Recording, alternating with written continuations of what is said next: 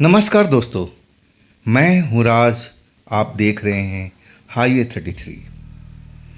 दोस्तों, आज की रिकॉर्डिंग मैं अपने प्रोजेक्ट साइट पे ही कर रहा हूँ। थोड़ी बहुत हो सकती है कि आपको कुछ अलग आवाज़ मिले, क्योंकि प्रोजेक्ट पर तो काम चलता ही रहता है। तो थोड़ा बहुत साउंड जो आएगा वो शायद ना भी आए, लेकिन अगर आए तो थोड़ा इग्नोर ज़रूर कीजिएगा। दोस्तों, ये जो कहानी आज मैं आपको सुनाने जा रहा हूँ ना, ये कल की कहानी अरुण अरुण जी का एपिसोड नंबर 845 का अगला भाग है। अभी तक आपने जो अगले भाग में सुना कि अरुण एक लड़के थे, पढ़े लिखे काबिल लड़के, उत्तराखंड के रहने वाले, और साल 2001 की ये बात थी। वो एक लड़की के प्यार के चक्कर में पड़ करके सारा बिजनेस अपना तबाह कर लिए थे, और उस लड़की ने अरुण को नशेड़ी बाज भी बना दिया था। और वही तो चाहती थी कि अरुण नशे में धोत पड़े रहें और उनका सारा कुछ माल समेट करके वो रफू चक्कर हो जाए। और उसने ऐसा ही किया था अरुण जी के साथ में। अरुण के पास ऐसी हालात हो गई थी कि अब उनको मकान का किराया देने के लिए पैसा भी नहीं था, और जो भी छोटा मोटा उनके पास सेविंग पड़ा था वो भी अब दारू में खर्च कर रहे थे। आखिरी बोतल उनके पास में पड़ी थी, और वो गुस्से में निकल कर के अब अपने मकान से और जंगल के साइड में चले गए थे। जंगल के साइड में वो अक्सर जाया करते थे, लेकिन आज कुछ अलग ही बात थी। और वो पेड़ के पास में बैठ कर के जंगल वाले एरिया में और दारू पीने लगे। दारू चढ़ गई थी उनको। सामने से कोई लड़की आ रही थी सफ़ेद कपड़ों में, और नशे में टोन तो थे। उनको लगा कि ये वही लड़की है जिसने मुझे बर्बाद किया है। लड़की जब इनकी बहकी बहकी बातें सुन रही थी ना, तो उनके पास आकर के रुक गई। लेकिन उनकी आंखें नशे में चूर थी, पहचान नहीं पा रही थी।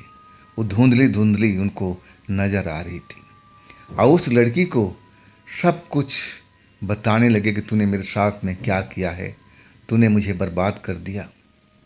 और इसके बाद नशे में टोल हो गए थे। वो लड़की उनकी वो प्रेमिका नहीं थी जो उनका सारा माल लेकर के चंपत हो गई थी। वो कोई अलग लड़की थी, और वो लड़की अब उनके पास में आकर रुक गई। देखने लगी कि अरुण जवान हैं और इनकी हालत दारूबाज वाली हो चुकी है। कपड़े लत्ते अच्छे पहन रखे, मतलब अच्छे घराने से हैं, पैसे वाले लोग थे, लेकिन अब यहाँ पर क्यों पड़े हुए हैं। अब उसके मन में जिज्ञासा सी उठी थी। और इसके बाद वो लड़की अब उनको एक जगह पर ले जाती है। उसको एक खंडहर में एक छोटा सा झोपड़ी टाइप का था, जहाँ पर वो कभी कभी एकांत में बैठ कर के अपना जीवन व्यतीत करती थी। और फिर अरुण को उस जगह पर ले गई थी। और इसके बाद अरुण जब होश में आते हैं ना, तो अपने आप को उस खंडहर में पाते हैं। और लड़की भी वो नहीं होती थी, वो उनकी प्रेमिका नहीं थी, ये तो अन्य लड़की थी, लेकिन बहुत ही आकर्षक, बहुत ही सुंदर। और वो लड़की उनको भरोसे में लेती है कि चलो जो भी हुआ उसको भूल जाते हैं, और मैं तुम्हारी मदद करूंगी, तुम्हें फिर से अमीर बनाने की मैं पूरी कोशिश करूंगी। और इसके बाद वो वापस घर जाते हैं। और फिर वो कहानी तो आपने अब तक जान ही लिया होगा, दोबारा दोहराने की मुझे ज़रूरत भी नहीं है। अब जो अरुण थे ना, पैसा तो उनको पूरा मिल चुका था। रात भर जश्न किए, और इसके बाद दोनों लोग थक हार करके सो चुके थे। और फिर सुबह जब उठे ना, तो वो लड़की उनके बगल में लेटी हुई नहीं थी, पलंग पर नहीं थी, और किचन में थी। किचन में कुछ आवाज़ आ रही थी। अब अरुण उठ चुके थे, और तब उस लड़की ने बोला कि अरुण, फ्रिज में दूध रखा हुआ है, निकाल के लेते आओ प्लीज। और इसके बाद अरुण जो नशे में रात भर धोत रहे थे, और वो समझ रहे थे कि जो अभी तक मेरे साथ में हो रहा ना, कोई अच्छा सा सपना है, सपना मेरा टूट जाएगा और सब कुछ बिखर जाएगा। लेकिन जब उस लड़की को देखे ना, तब उनको लगा कि नहीं, ये कोई सपना नहीं है, हकीकत है। फ्रिज से दूध निकाल के फटाफट दिए।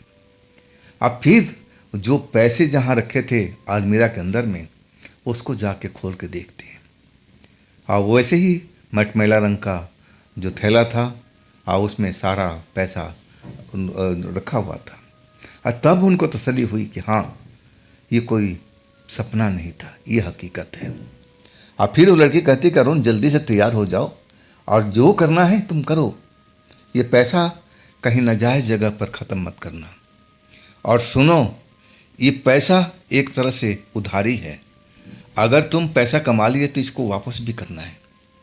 और वो भी कहने लगी कि देखो, तुम्हारे पापा ने जो पैसा दिया था, हाँ, तुम उनको बोल के आए थे कि उसको डबल करना है, तो उनको भी पैसा वापस करना है।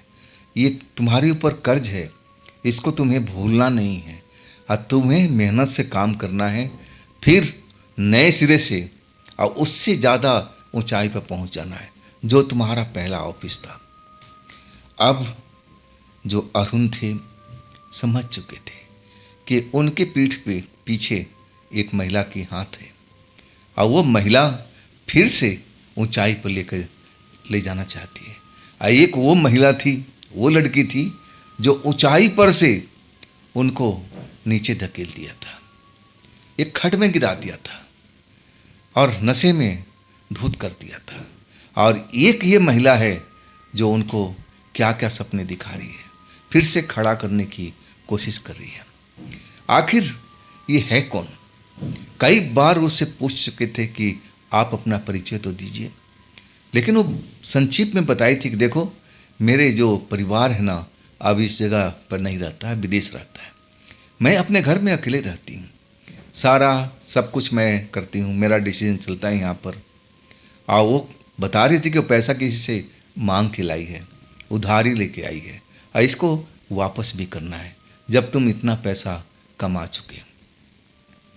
अब अरुण को जरा भी एहसास नहीं था कि वो लड़की कोई आत्मा है, कोई चुड़ैल है, या फिर कोई शक्ति है। वो बिल्कुल भी नहीं पहचान पाए थे। वो एक समान लड़की की तरह थी, जवान लड़की की तरह से। आप बिहेवियर ऐसे करती थी अरुण के साथ में जैसे अरुण उनका पति हो। अरुण कई बार इस पर चौंक गए थे, ऑर्डर ऐसे ही देती थी।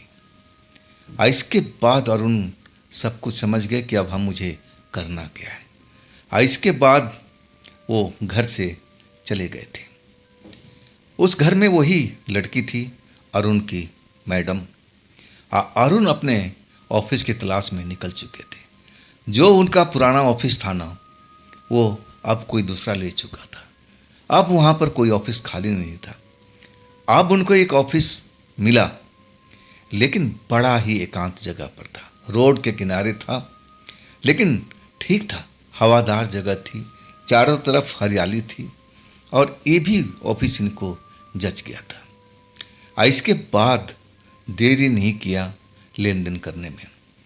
सारा कुछ पेमेंट करने के बाद अब फर्नीचर सब कुछ बोर्ड वगैरह का इंतज़ाम करने के लिए निकल पड़े थे। ये सब काम करने में पूरा दिन निकल चुका था। काम अगले दिन से उनका ऑफिस का शुरू हो जाना था। जो भी रेनोवेशन करना था, उस जगह को अपने लायक बनाना था, क्योंकि स्टाफ भी तो भर्ती करना था। और सब उन्होंने लिस्ट बना लिया था कि कितने स्टाफ रखने हैं, कितने टेबल कुर्सी, कितने किसके लिए, कंप्यूटर कितने रखते हैं, हर चीज़ अपना तैयारी दिमाग में कर लिए थे।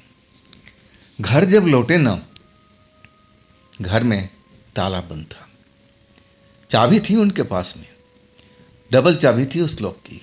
एक चाबी उस मैडम को दे करके आए थे, अगर कहीं आप जाओ तो दरवाज़ा बंद कर देना, क्योंकि अलमारी के अंदर वो पैसे भी तो रखे थे, और सबसे बड़ा खतरा तो वही था। जब वो पहुँचे ना, ताला बंद देखा तो दिल उनका तेज़ी से धड़कने लगा कि कहीं वो मैडम कहीं चली तो नहीं गई। दरवाज़ा खोल करके अंदर जाते, सबसे पहले अलमारी खोलते हैं पैसे वाली, जब तसल्ली हो जाता कि हाँ पैसे सुरक्षित हैं, हाँ तब एक सोफे पर बैठ जाते हैं और फिर इंतज़ार करने लगते हैं उस लड़की का, उस मैडम का। लेकिन वो आई नहीं। शाम से अब रात होने चली थी। 8 बजे, 9 बजा और इसके बाद 10 भी बज गया। मैडम का कहीं आता पता था ही नहीं। बार बार दरवाज़ा खोलते, बाहर निकल जाते, रोड साइड पर भी घूम के आ जाते, लेकिन वो मैडम कहीं दिखाई नहीं दी। अब बिना बताए चली गई थी। हो सकता है कि अपने घर गई हो। अब दिल में तसल्ली लिए वापस अपने घर में लौटे। अब सोचा कि 10 तो बज ही चुका है, अब मैडम का कोई अता पता तो है नहीं, कब आएगी नहीं आएगी। और दारू पीने का जो कीड़ा काट रहा था अब थोड़ा तेज हो चुका था।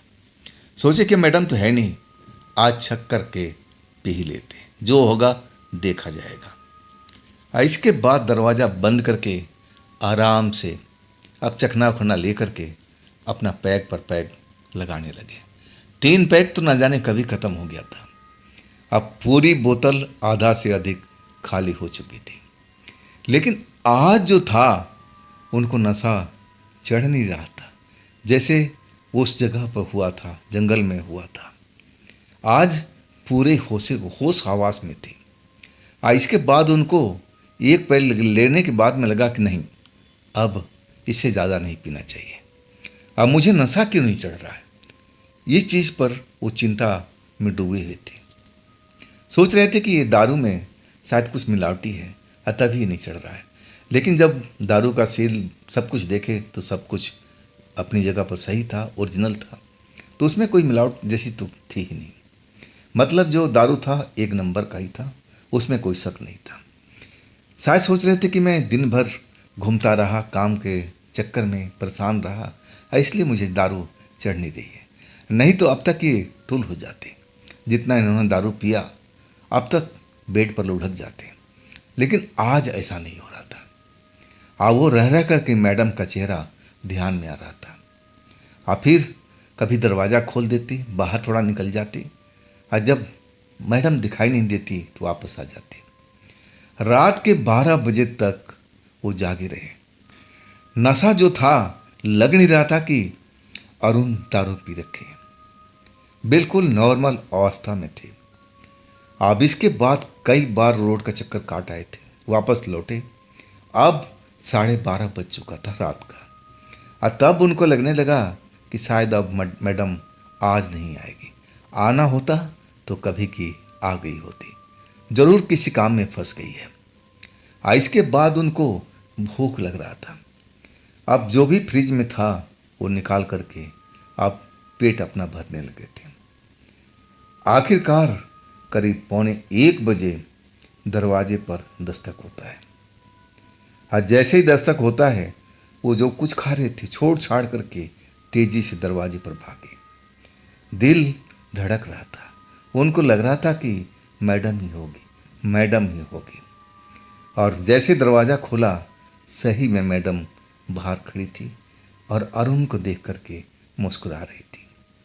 अरुण पीछे हट गए और दरवाजे पर ही अब बोलने लगे, मैडम आप कहाँ चली गई थी? मैं तो इतना परेशान हो गया, मैं अभी तक जाग रहा हूँ। अब देखिए मैं रोड तक कितनी चक्कर काट चुका हूँ। मैडम मुस्कुराते हुए कहने लगी, ठीक है अंदर चलते हैं। अब जैसे ही अरुण के पास गुजरी, दारू पी लिया है? अरुण बोले हाँ, लेकिन नशा नहीं चढ़ा है। मैडम मुस्कुराने लगी, कहने लगी कि अब पीना भी नहीं है, जितना पी लिया उसी में अब गुजारा करना है। इसके बाद मैडम सोफे पर आके बैठ गई।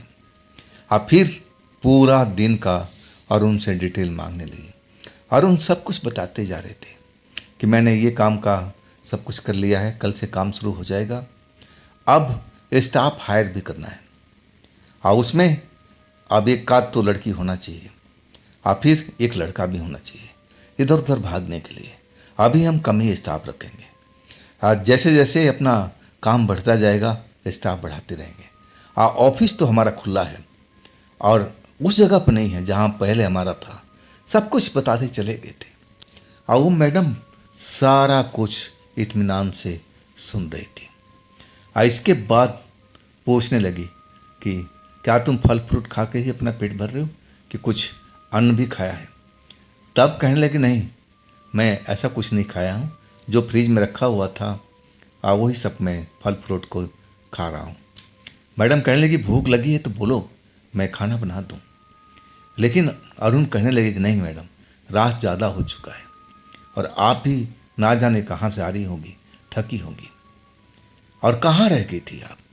अरुण शिकायत भरी लहजों से अब उस मैडम से बात कर रहे थे। मैडम कहने लगी देखो भाई, मेरा भी कुछ काम है, मेरा पर्सनल काम भी होता है। मैं तो तुम्हारे लिए बहुत ज़्यादा टेंशन में रहती हूँ। अब मैं सोच रही थी कि तुम कहीं दारू के नशे में दिन भर तो नहीं थे। मुझे इसी बात का खटका था। मैं चिंता में थी तुम्हारे लिए। मैं जहाँ पर भी थी ना, तुम्हें मैं चिंता कर रही थी कि तुम सब कुछ अपना काम सही ढंग से कर रहे हो या फिर दारू के नशे में तो नहीं चले गए। लेकिन मुझे तसल्ली हुई कि तुम अब सही लाइन पर आ रहे हो। और देखो अरुण, मैं चाहूँगी कि इस दारू को तुम हमेशा के लिए छोड़ दो। ये अच्छी चीज़ नहीं है। अरुण कहने लगे कि हाँ मैडम, आप सही कर रही है और मैं धीरे धीरे अब इसको छोड़ दूंगा। आपने 3 पैक बोला और 3 पैक से आगे कभी नहीं लूँगा, और वो भी सोने के टाइम में। हाँ, कुछ दिन के बाद में मैं बिल्कुल छोड़ दूंगा, आपको बोलना नहीं पड़ेगा। मैडम मुस्कुरा दिया। आप फिर कहने लगी रात ज़्यादा हो चुका है, चलो अब आराम करते हैं, सुबह आपको काम पर भी तो जाना है। इसके बाद वो दोनों लोग पलंग पर, फिर जब उनकी नींद खुली अरुण की, तो सुबह हो चुकी थी। बगल में देख रहे हैं तो मैडम नहीं है। जब वो किचन में जाते हैं तो मैडम वहाँ पर भी नहीं, ना बाथरूम में है ना ड्राइंग रूम में है। जब मेन दरवाजे पहुँचते हैं तो दरवाज़ा बंद है, लेकिन वैसा लॉक था उसमें कि कोई भी बाहर निकले तो लॉक हो सकता है, आप बाहर से चाबी से खुलेगा। समझ गए कि मैडम बाहर निकल चुकी है। सुबह ना जाने कब उठ के चली गई। फिर अब वो तैयार होने लगे क्योंकि ऑफिस का काम भी तो स्टार्ट करना था। अब वहाँ कारीगर आ गए होंगे। इसके बाद सब तैयार वार होकर के चाय वाय पी करके बना करके फिर अपना नए ऑफिस की तरफ बढ़ गए थे। अब वहाँ पर उनके जो लेबर वगैरह आई हुई थी काम करने का, रेनोवेशन करने वाला, आज सब उसी में बिजी रहे। अब जब वहाँ से रात को निकले ना तो 9 बज रहा था। वो अब चाह रहे थे कि घर पर मैडम को क्यों तकलीफ देंगे, खाना बनाने के लिए होटल से ही खाना लेके चलते हैं। खाना पैक करवा करके आज जब अपना घर पहुंचते हैं, गेट देखते हैं तो गेट बंद है। मतलब मैडम या तो अंदर है या फिर है ही नहीं। चाबी निकाला और लॉक खोल दिया। जब अंदर गए ना तो उनका शक सही निकला, मैडम उस घर में थी ही नहीं, कहाँ गई। लेकिन आप वो सोचने लगे कि भाई मैडम कोई हमारी कर्मचारी तो है नहीं, ना मेरी कोई पत्नी है, वो तो मेरी मदद कर रही है। वो कहाँ जाए क्या कर रहे हैं उसमें हमें पढ़ना नहीं चाहिए। वो हमारे लिए न जाने क्या क्या कर रही है, इतना पैसों का इंतज़ाम किया है और वो चाह रही कि मैं जल्दी से जल्दी अपना ऑफिस खड़ा करूं और अपना काम शुरू कर दूं। इसके बाद रोज़ की तरह जब मैडम थी नहीं, 10-11 बजे तक इंतज़ार किए।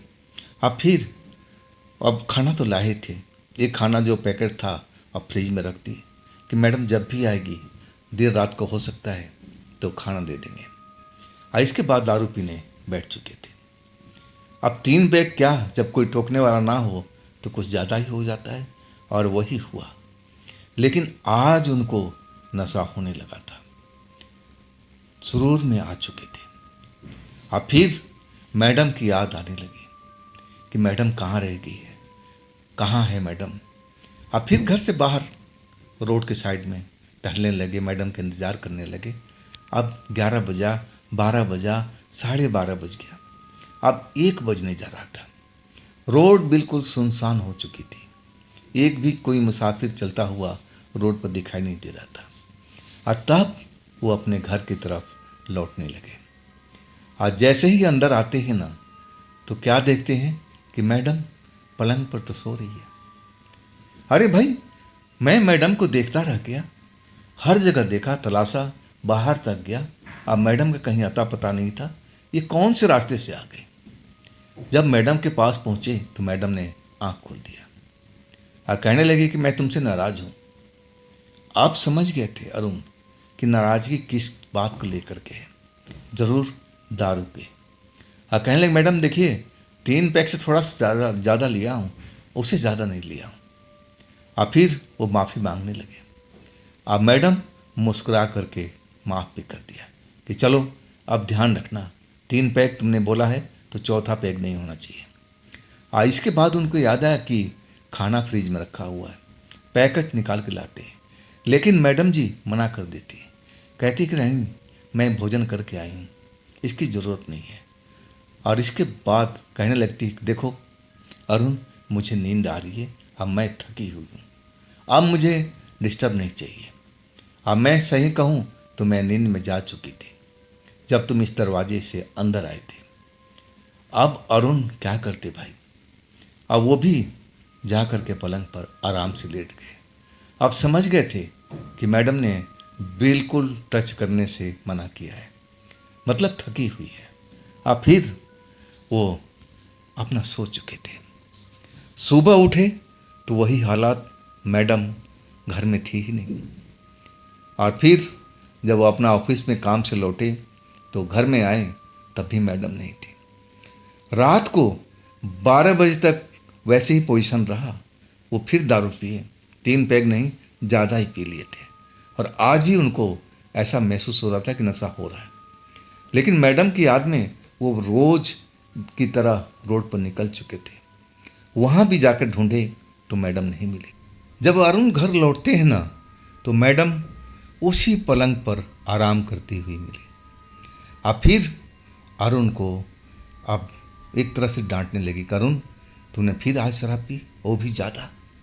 अरुण कहने लगे कि मैडम ये तो मैं रोज़ की तरह ही लिया हूँ, 3 पैक से थोड़ा सा ज़्यादा, अब मैं कंट्रोल कर लूँगा, मुझे लग रहा है। लेकिन मैडम मैं बहुत परेशान रहा आपके बिना। मैं रोड रोड पर जाकर देखता रहा और मैं आपको कहीं नहीं देखा आते हुए। लेकिन आप मैं जब लौटा हूँ तो आप कल की तरह इस पलंग पर लेटी हुई। तो कौन से रास्ते से आई, कैसे आती हैं, किस जगह से आती हैं। मैडम जो लेट रही थी ना, आंखें बंद करके बोलने लगी कि अरुण मैं तुमसे एक बात कहना चाहती हूँ। अरुण कहने लगे हाँ हाँ कहिए मैडम। तो देखो अरुण, मेरी जो निजी ज़िंदगी है ना, उसमें तुम कभी दखल मत देना। मैं कहाँ से आती हूँ, क्या करती हूँ, कब आऊँगी कब जाऊँगी, इसमें तुम्हारा कोई कंट्रोल नहीं है, मेरे हाथ में है। अब मेरी ये पर्सनल लाइफ है, अब इसमें मुझे टोका टाकी बिल्कुल पसंद नहीं है। अब ये बात तुम कान खोल के सुन लो, आइंदा मेरे साथ में ऐसा टोका टाकी मत करना। मुझे इस चीज़ से बहुत नफरत है। मैं आज़ाद हूँ और आज़ाद की तरह रहना चाहती हूँ। मैं कभी बंधने का कोशिश नहीं किया किसी के साथ में। और आज भी मैं तुमसे खुली बात कर रही हूँ कि मुझे बंधन पसंद नहीं है, ना किसी का टोका टाकी। हम एक दोस्त हैं, दोस्त की तरह रहेंगे। तुम क्या कर रहे हो उससे कोई मतलब नहीं है। मतलब जब होगा तुम गलत काम करोगे तो मैं ज़रूर टोकूंगी, इतना मेरा हक बनता है। लेकिन मुझ पर तुम्हारा कोई हक नहीं है, बोलने का कोई अधिकार नहीं है। मैडम थोड़ा गुस्से में थी। सब कुछ अरुण सुनते जा रहे थे और तब उनको लगा कि हाँ, वो ज़रूरत से ज़्यादा बोल गए थे। मैडम उनका भले के लिए काम कर रही थी, अनजानी थी। वो तो पूरा जानते भी नहीं थे कि मैडम किस जगह के हैं, और उनके लिए सारा इतना पैसों का इंतज़ाम किया। अब उन पर क्या अधिकार जताएंगे। अब वो अपनी गलती मान भी ली कि मैडम मुझे माफ़ कर दीजिएगा, मैं दारू के नशे में बहक गया था, आइंदा से ऐसा कुछ नहीं होगा। अब मैडम तुरंत माफ़ कर दिया, मुस्कुराते हुए कहने लगी आ जाओ, आओ, थके होगा ना, आओ मैं तुम्हारा सर दबा दूँ। इसके बाद सब गुस्सा और जो उस टाइम का माहौल था कुछ गर्मा गर्मी का, सब खत्म हो चुका था। अब उस जगह पर प्यार का माहौल बन चुका था और दोनों लोग अब आराम से सो रहे थे। सुबह उठने पर वही हालात। अरुण जान चुके थे कि मैडम का पर्सनल लाइफ है और उसमें हमें दखल अंदाजी बिल्कुल नहीं करना चाहिए। अब फिर अपना रोज़ की तरह नहाए धोए, जो कुछ बनाना आता था बनाए नाश्ता वगैरह, और फिर अपना ऑफिस को निकल गए। ऐसा ही पूरा हफ्ता तक होता रहा। मैडम सुबह निकल जाती थी, ना जाने कब उठ जाती थी, ये तो अरुण को पता ही नहीं होता था। आज जब आती थी ना तो 12:30-1 बजे रात को, और इसके बाद कभी कभी तो अरुण उस जगह पर सो जाती थी, बेड पर नशे में हो जाते थे, उनको पता भी नहीं होता था। लेकिन जब मैडम आकर के अब उनको जगाती थी कि अरुण सो गए क्या, तब अरुण का नींद खुलता था। और कई बार ऐसा होता था कि अरुण को मैडम जगाती भी नहीं थी, आके आराम से सो जाती थी। और जब उनको बाथरूम वगैरह जाना होता था, नींद खुलती थी और तब देखते थे कि मैडम उनके बगल में सोई हुई है। पूछने का तो बहुत उनका मन करता था, लेकिन मैडम इस चीज़ से बहुत नफरत करती थी। टोका टाकी उनको पसंद नहीं थी। ये एक आज़ाद पंछी की तरह थी। वो खुद उन्होंने कहा था कि मुझे बंधन में बंधना मंजूर नहीं है, और वो समझ गए थे कि एक मैडम है दोस्त की तरह। इससे ज़्यादा कुछ मैं सोच भी नहीं सकता। नहीं तो अपना कल्पना के उड़ान दूर तक ले गए और सोचे थे कि ये लड़की मेरे काबिल है, अब बहुत आगे तक मुझे ले जाएगी, इसके साथ मैं अपना विवाह कर लूँगा। लेकिन जब मैडम ने अपनी इजहार बता दिया, खुलासा कर दिया कि मुझे बंधन पसंद नहीं है, और तब इनका अरमानों पर एक तरह से पानी फिर चुका था। लेकिन दिल को बड़ा तसल्ली दिया था कि अरे शांत रहो, शांत रहो, कम से कम मेरे घर में तो है, मेरी बीबी की तरह नहीं, दोस्त की तरह तो है। इतने में मुझे तसल्ली कर लेना चाहिए। आप अरुण का जो ऑफिस था तैयार हो चुका था, फर्नीचर वगैरह सब कुछ आ चुका था। आप चाहते थे कि मैडम को ले जा कर के एक बार दिखा दे ऑफिस, और इसके बाद स्टाफ की भर्ती कर लें, और फिर अगले दिन से हम अपना ऑफिस से स्टार्ट कर लें। जब रात में आप नींद से उठे बाथरूम जाने के लिए, तो मैडम उनके बगल में आकर के लेट गई थी और आंखें बंद था जैसे गहरी नींद में हो। उस टाइम जगाना उचित नहीं समझा, लेकिन उसके बाद वो सो नहीं पा रहे थे, क्योंकि अब 2:30 से 3 के बीच का अब यही टाइम हुआ होगा। और सोचने लगे कि कहीं सुबह मेरी आंख खुले और तब तक मैडम चली जाएगी, इससे बेहतर है कि हम ना ही सोएं। और मैडम जैसे ही उठती हैं, मैं कहूँगा कि मैडम आज हमारे ऑफिस में चलिए और देख लीजिए, और कुछ बदलाव करना हो तो मैं उनसे सजेशन भी ले लूँगा। और इसके बाद अरुण जी टकटकी लगा करके आप छत की तरफ देखते रहे। कभी मैडम की तरफ देख लेते थे, लेकिन मैडम की आंखें बंद थी, नींद में थी वो। अब 4 बज चुके थे। जैसे ही 4 की घड़ी टाइम बजाया ना, तो मैडम की आंख खुल गई थी। ये जगे हुए थे, लेकिन अरुण ने अपनी आंखें बंद कर ली कि मैडम अभी तो फ्रेश होने जाएगी, इसके बाद बाहर निकलेंगे। इसके बाद वो इंतज़ार करने लगे। मैडम उठ के बैठ गई और एक नज़र अरुण की तरफ देखने लगी। फिर वो ना बाथरूम गई ना इधर उधर, सीधा दरवाजे पर गई और चाबी लगाया, उनके पास छल्ला था, और दरवाज़ा खोल दिया। अब बाहर की तरफ निकल गई।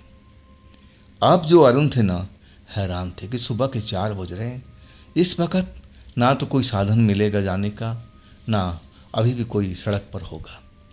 अब फिर वो भी उठ गए, जल्दी से उठे और अपने ताले से एक तरह से वो खोल दिए, और इसके बाद वो बाहर निकल गए। अब उनको अंदाज़ा था कि मैडम सड़क पर तो ही गई होगी, और दौड़ के सड़क पर पहुंचते हैं, ना तो कोई ट्रांसपोर्ट की आवाज़ आई, कोई साधन की, और ना ही मैडम उनको दिखी। मैडम इतने देर में कहाँ गायब हो गई, अब उनको समझ में नहीं आ रहा था। और कोई वहाँ पर ऐसा रास्ता नहीं था कि कहीं छुपा हुआ रास्ता हो, शॉर्टकट रास्ता हो। एक ही रास्ता था उनके घर से लेकर के सड़क तक, एक ही रास्ता था जो सड़क पर जा रहा था। और उस सड़क पर जा कर के दाएं बाएं हर तरफ देख लिया, ना तो कोई साधन आता जाता दिखाई दे रहा था। और तब उनके मन में, अरुण के मन में अब एक तरह से थोड़ा आश्चर्यचकित रह गए थे कि इतनी जल्दी ये मेरी मैडम कहाँ गायब हो गई। अब अरुण जो थे परेशान हो चुके थे, मन ही मन सोचने लगे थे कि भाई इतनी जल्दी मैडम अब कहाँ चली गई, देखते देखते आप कहीं नज़र नहीं आ रही। काफ़ी देर तक वहाँ पर, अब अरुण के नज़रिए से बोल रहा हूँ, मैं काफ़ी देर तक देखता रहा कि मैडम कहाँ हैं कहाँ हैं। हर तरफ निगाहें दौड़ा लिया, लेकिन मैडम का कहीं अता पता नहीं था। और तब मैं वापस अपने घर में आ चुका था, दरवाज़ा लॉक करके यही सोचने लगा कि मैडम कैसे गायब हो गई, इतनी देर में कहाँ चली गई। अब मैं यही सोच विचार में लगा रहा, अब कब मुझे झपकी लग गई मुझे पता ही नहीं चला। सुबह का झपकी, इसके बाद मेरी जब आँख खुली ना तो सुबह का 8 बज चुका था। अब फिर मैं जल्दी जल्दी तैयार होकर के ऑफिस की तरफ भागा। मैं तो दिखाना चाहता था मैडम को कि मैं अब कोई उनका सुझाव हो, कोई अब कुछ बताना चाहें इसमें फिर बदलाव करने के लिए, तो मैं उनका सुझाव ले लूं। लेकिन मैडम तो सुबह सुबह ही गायब हो गई थी। क्या इसी तरह रोज़ वो निकल जाती है और देर को आती हैं? आखिर इनका घर कहाँ है, ठिकाना कहाँ है? मैं मन ही मन सोच लिया था कि ऐसा एक दिन मैं पीछा करूँगा। अगर मैडम नज़र आ गई ना तो कहाँ जाती हैं, कौन सा घर है, कौन सा उनके दोस्त बंधु है, मैं ज़रूर जानकारी लूँगा। मैडम तो बता नहीं रही है। इसके बाद मैं ऑफिस में आ चुका था और सब कुछ अब से एक तरह से सेटअप हो चुका था। बस मुझे स्टाफ की भर्ती करनी थी और वो मैं आज की डेट में कर रहा था। कुछ लड़कियां भी आई थी और कुछ लड़के भी आए थे। और उनमें से मैं जब इंटरव्यू लिया ना तो एक लड़की मुझे पसंद आ गई थी। उसकी बोलने का अंदाज भी बहुत बढ़िया था, मैनर वाला, और उसकी जो जानकारी थी हमारे लाइन के लिए अच्छा था। और इसके बाद अब एक लड़का और एक लड़की का मैं उस दिन बहाली कर चुका था। अब मैं सोचा कि चलो अब 2 से ही काम चला लेते हैं, आगे के आगे देखी जाएगी। इसके बारे में मैडम से रात में ज़रूर बात करूँगा। अब फिर सारा दिन ऑफिस में बिताने के बाद अब मैं शाम को घर लौटा। अब फिर मैं होटल से खाना पैक करा करके और चल पड़ा था। जब मैं दरवाज़ा खोला ना तो मैं देख करके हैरान रह गया। अभी 9 ही बजे थे रात के। अब मैडम सोफे पर बैठी हुई थी और वो जो दारू का बोतल था ना, जो मैं अपने लिए संभाल कर रखा हुआ था, और उसमें से खोल करके अब वो जाम बना करके पी रही थी। मैं देख करके एकदम हैरान रह गया। और मुझे देख करके मैडम जरा भी नहीं शर्माई, ना कुछ ऐसा इजहार किया कि कोई अलग बात है, क्योंकि वो दारू खुद नहीं कभी पीने देती थी और आज वो दारू की बोतल लेकर के बैठी हुई थी। मैं समझ गया कि मामला कुछ संगीन है, कुछ ना कुछ जरूर मैडम के साथ में घटा है। अब मुझे अभी जानकारी लेना चाहिए। मैं सोफे पर मैडम के बगल में आ बैठा। अब मैं मैडम की तरफ देख रहा था। वो कई जाम बना करके पी चुकी थी, लेकिन मैं देख रहा था उनकी आंखें सुर्ख हो चुकी थी, नशे में लग रही थी। लेकिन जब बातचीत हमने शुरू किया तो जरा भी एहसास नहीं हो रहा था कि उनके जवान जरा भी लड़खड़ा रहे थे। बिल्कुल सिंपल तरीके से वो मुझसे बात करी थी।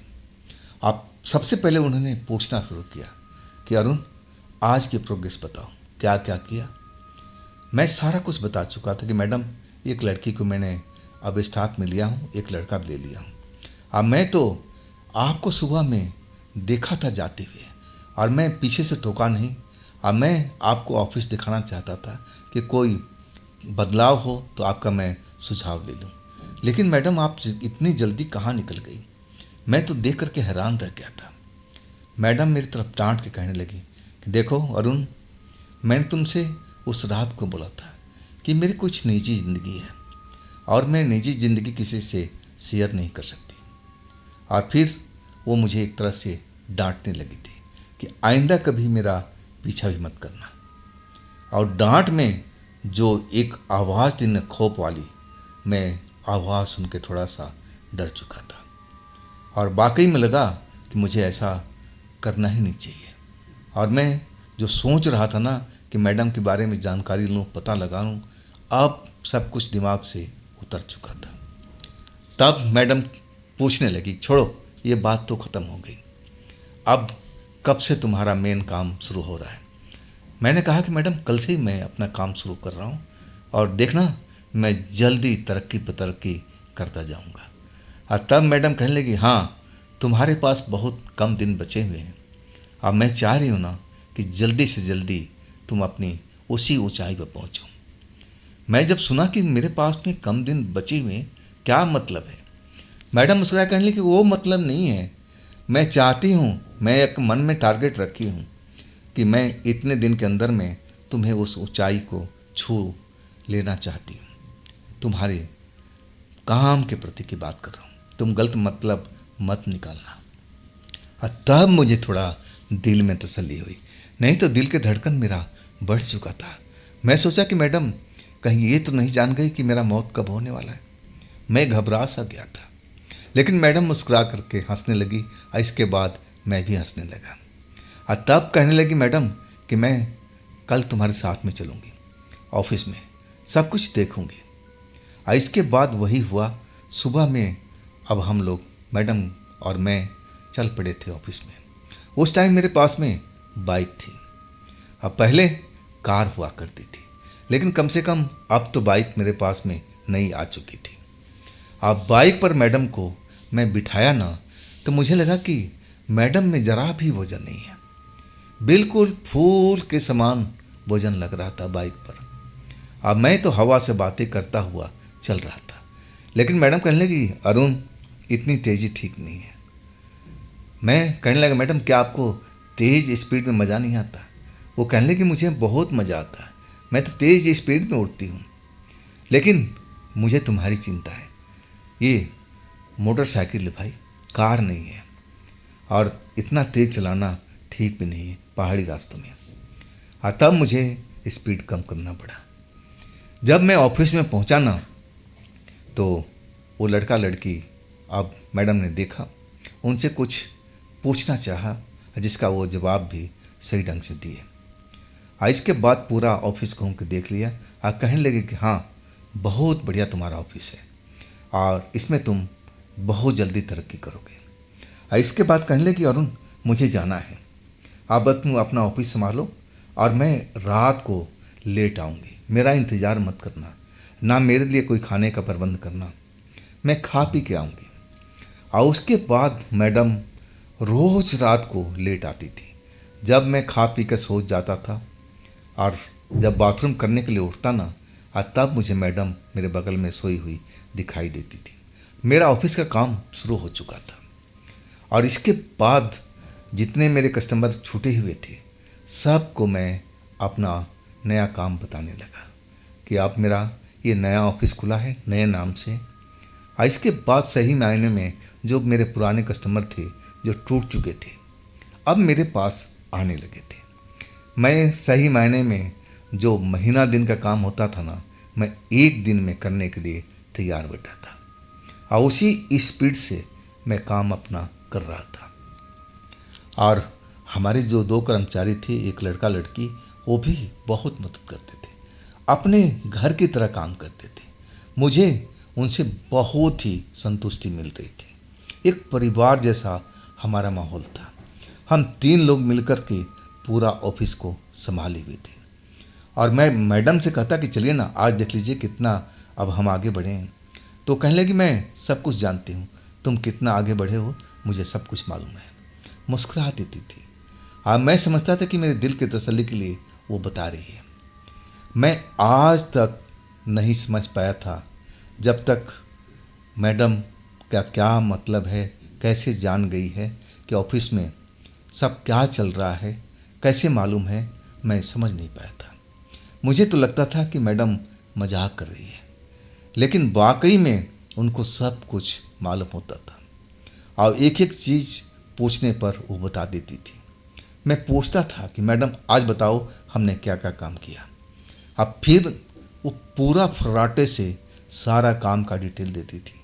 मैं हैरान हो जाता था कि आपको कैसे पता।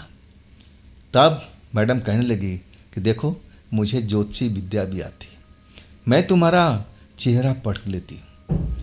अब मैं हैरान था कि मैडम ये ज्योतिषी की विद्या जानती है, इतना पहुंची हुई है। अब फिर तो मुझे हैरानी होनी ही थी। अब धीरे धीरे धीरे धीरे हमारा ऑफिस बहुत आगे बढ़ चुका था। 2 स्टाफ मैंने और भर्ती कर लिए, जिसमें एक लड़का एक लड़की। अब हमारा काम भी बढ़ चुका था और दिन दुनी रात चौगनी मैं उन्नति कर रहा था।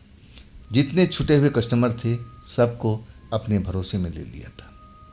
और कई तो हमसे पूछ रहे थे कि ये पार्टनरशिप में है या तुम्हारा अकेले का है। तब मैंने कहा कि आज के बाद में कभी मैं पार्टनरशिप नहीं करता, जो कुछ है सब मेरा है। अब फिर वो लोग अब विश्वास कर लेते थे कि चलो अब ऐसा कुछ नहीं होगा जैसा पहले हुआ था, बंद नहीं होगा ऑफिस।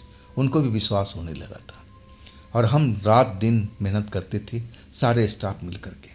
और रात को मैडम मुझे ज़रूर मिलती थी और सब उनको मालूम होता था कि मैं कितना आगे बढ़ चुका हूँ। अब वो वक्त आ चुका था जब मैं इतना पैसा कमा चुका था कि मैं अपने जो पिता का दिया हुआ पैसा वापस कर सकूं या फिर मैडम का दिया हुआ कर्जा वापस करूं। 2 में से एक को मुझे ज़रूर करना था। आइए तो मेरे पर एक बोझ की तरह लग रहा था। अब मैं मैडम से उस रात को अब सलाह मशवरा शुरू कर दिया कि मैडम जी, मेरे पास में अब इतना पैसा आ चुका है कि मैं अपने पिता का पैसा और फिर आपका दिया हुआ पैसा, दोनों में से किसी को मैं वापस करना चाहता हूँ। तब मैं जो मैडम थी कहने लगी कि अपने पिता का पैसा तुम जितना जल्दी जाकर दे आओ। अब मैं अपना पैसा कब लेना है मैं खुद ले लूँगी, मैं तुमसे मांग लूँगी। अभी मेरा काम चल रहा है, जिसको ज़रूरत होगी वह मुझे खुद बताएगा और तब मैं तुम्हें बता दूँगी। अभी उसका काम सही से चल रहा है, पैसे की ज़रूरत नहीं है। जब ज़रूरत होगी तो मैं आपसे मांग लूँगी, आप इसमें संकोच मत करना। जब होगी मैं मांगूंगा, 3 दिन का टाइम दूंगा और तुम मुझे पैसा वापस दे देना। मैं संतुष्ट था, चलो 1 आध महीने में मैं इतना कमा ही लूँगा। और वो पैसा मैं सही में अपने पिता को अब दे के आना चाहता था। अब मैंने मैडम से कहा कि मैडम चलिए ना, हमारा घर भी गांव भी देख लेना, बड़ा हरियाली है, अब मज़ा भी आएगा आपको। तब वो कहने लगी कि हाँ मैं चलूँगी। और हमने प्रोग्राम भी बना लिया था। बाइक से हम अब चल पड़े थे, अपना बैग कंधे पर टांगा, मैडम को बिठाया। अब मैडम तो जैसा लग रहा था कि एकदम फूल की तरह उनका वज़न हो, कोई वज़न मुझे बाइक पर महसूस नहीं होता था। जब भी मैं तेज चलाता था ना तो मैडम डांट देती थी, अरुण संभल करके, पहाड़ी रास्ता है। और इसके बाद हम गांव के अंदर मतलब सीमा तक पहुंच गए थे। जैसे सीमा पर पहुंचे ना, अब वहाँ पर मैडम कहने लगी कि अरुण बाइक रोको। मैं थोड़ा स्पीड कम कर दिया लेकिन चलता रहा। और तब वो गुस्से से बोली कि अरुण मैं कह रही हूँ ना कि बाइक रोको। मुझे बाइक रोकनी पड़ी। मैडम अभी तक तो हंस हंस के बात कर रही थी। सब कुछ हम लोग बड़े प्यार से सफ़र तय करके आए और हुआ तो क्या उनको हुआ, ये नाराज़ क्यों हो गई मुझे समझ में नहीं आ रहा था। मैं बाइक तो रोक दिया और इसके बाद मैं पूछने लगा कि मैडम अब सामने तो मेरा गांव है, वो दिखाई भी दे रहा है, तो आपने बाइक क्यों रुकवा दिया।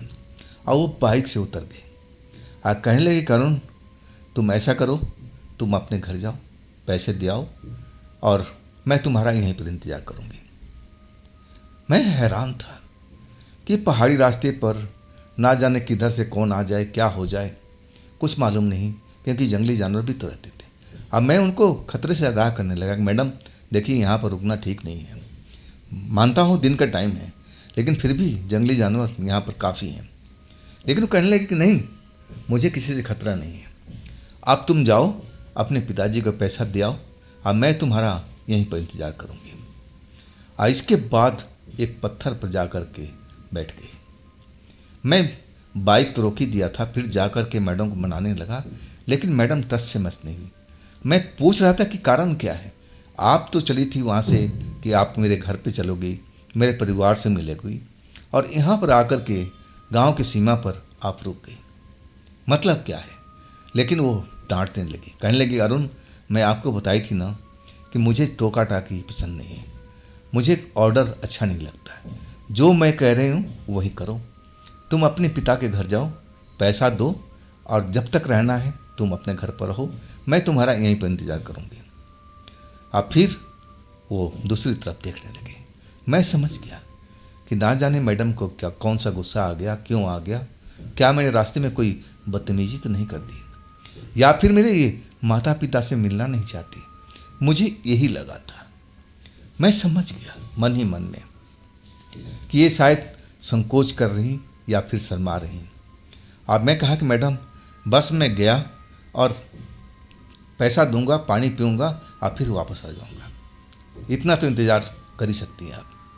इसके बाद मैं बाइक स्टार्ट किया, तेज़ी से अपने घर पहुंच गया था। मेरे पिता भी देख कर के हैरान थे, खुश भी हुए, गले से लगाया।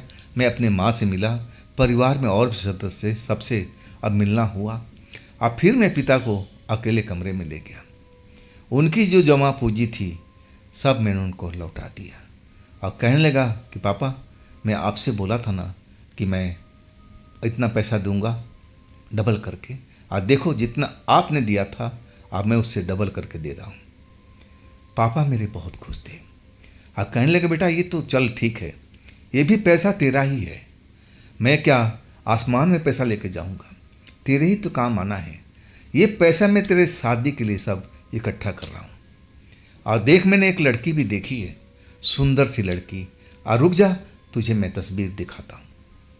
और इसके बाद अब मेरी माँ को आवाज़ दी पिताजी कि ज़रा उसकी तस्वीर ले आना। माँ जल्दी से तस्वीर निकाल के ले आई, और मैं कहने लगा कि पिताजी मुझे दे दो, मुझे देर हो रही है, कोई मेरा दोस्त बाहर खड़ा हुआ है। तब पिताजी नाराज़ हो गए, क्या रे तू दोस्त के साथ में आया, उसको छोड़ दिया। मैं कहने लगा कि वो थोड़ा जंगल सीनरी वगैरह देख रहा है, उसको वहीं मज़ा आ रहा है। मैं झूठ बोल दिया था। तब पिताजी को विश्वास हुआ, और सही मायने में उस तस्वीर को मैं देखा भी नहीं कि कैसा तस्वीर है, किसकी तस्वीर है, कैसी लड़की है। मुझे जल्दी थी, और वो तस्वीर मैं अपने बैग में डाल करके अब वापसी मैडम के पास पहुंच गया था। और वास्तव में मैडम उसी पत्थर पर बैठी हुई अब मेरे आने का इंतज़ार कर रही थी। और इसके बाद वो जल्दी से आकर बाइक पर बैठ गई और कहने लगी कि मिल लिया ना सबसे। मैंने बोला हाँ। मैडम आप क्यों नहीं गई? मैं फिर गलती कर बैठा था बोलने में। तब मैडम मेरी तरफ घूर कर देखी, और फिर मैं बोला मैडम सॉरी मुझसे गलती हो गई। और फिर मैं चल पड़े थे बाइक दौड़ाते हुए अपने घर की तरफ। जब अपने घर में पहुँचे ना तो रात के 9 बज चुका था, और मैं थका हुआ था। एक तो संडे का टाइम था और सड़क बिल्कुल साफ थी। तेज़ स्पीड में इधर से भी गया और उधर से वापस भी लौटा था। और इसके बाद हम पलंग पर जा बैठे थे। खाना पीना हमने खा लिया था, जो भी फ्रिज में था अब इस्तेमाल कर चुके थे। और फिर मैडम कहने लगी कि सुनो, वो लड़की के ज़रा तस्वीर दिखाना। चौंकने की बारी मेरी थी कि मैडम को कैसे मालूम, वो तो गई नहीं थी। तभी मैं ध्यान है, करी ये तो ज्योतिषी का ज्ञान जानती है ना, जरूर ये मेरा दिमाग पढ़ लिया होगा, मेरा चेहरा ललाट पढ़ लिया होगा। अब मैं कहने लगा मैडम मैं भी नहीं देखा हूँ। अब फिर बैग से निकाल करके तस्वीर अब मैं देखा भी नहीं, अब मैडम के हाथ में पकड़ा दिया कि ये तस्वीर है, अब मेरे माँ बाप इस लड़की से मेरा शादी कराना चाहते हैं। आप देखो मैडम ये लड़की कैसी लग रही है, मैंने तो अभी तक देखा नहीं। इसके बाद मैडम अब उस तस्वीर को उलट पुलट करके देखने लगी और चेहरे पर एक मुस्कान दौड़ रही थी। अब फिर कहने लगी कि अरुण, सही तो है लड़की, तुम्हारे लायक है, अब देखो, तुम भी तो देखो।